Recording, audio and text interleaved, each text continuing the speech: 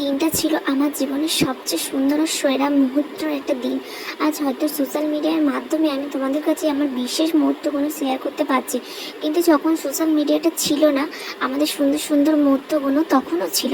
যদি বা জিজ্ঞাসা করো যে এখন কেমন আছো তোমরা, এখনও আমাদের ভালোবাসা সেই একই আছে, কিছুই কমেনি, শুধু দায়িত্বটাই বেড়ে গেছে। কিন্তু একটা সন্তান হয়ে যাবার পর প্রত্যেক বাবা মারই সময় থাকে না বলেই চলে, কারণ যেহেতু বাবা মা হয়ে গেছে, এখন দায়িত্ব আমাদের অনেকটা বেশি। তখন সব কিছু জুড়ে এখন ওই আমাদের বিশেষ। হয়তো বিয়ের নতুন নতুন পরে অনেকেই জিজ্ঞাসা করে এখনও বাচ্চা কেন নিচ্ছ না। তাদের ক্ষেত্রে আমার একটাই উদ্দেশ্য আর একটাই প্রশ্ন, লাইফটা আমাদের, আমাদের দায়িত্বটা আমাদের, সব কিছু নিতে হবে যেখানে আমাদের। তাই প্লিজ কেউ তাড়াহুড়ো করবেন না।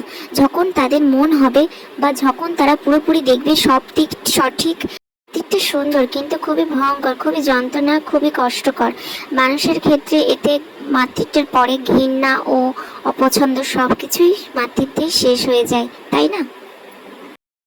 প্রথম সন্তান আর প্রথম মা এক অনিবার্য অনুভব শুরু।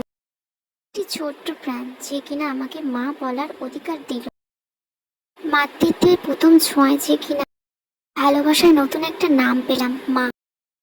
আজ বুঝলাম ভালোবাসা আসলে ছোট একটি মুখের হাসিতে লুকিয়ে থাকে। জন্ম নিল ও আরো একটি নতুন করে জন্ম নিল, আমার মা হয়ে ওঠা। আগে শুধু গল্পই শুনতাম যে মা হওয়া মুখের কথা না, এখন তো নিজেই বুঝতে পারছি হাড়ে হাড়ে খুব কষ্ট যন্ত্রণাজনক হয়ে আমি আমার সন্তানকে এই পৃথিবীর আলোর মুখ দেখাতে পেরেছি। সবাই ওর জন্য আশীর্বাদ করবে, আমরা দুজন যেন খুবই ভালো থাকি।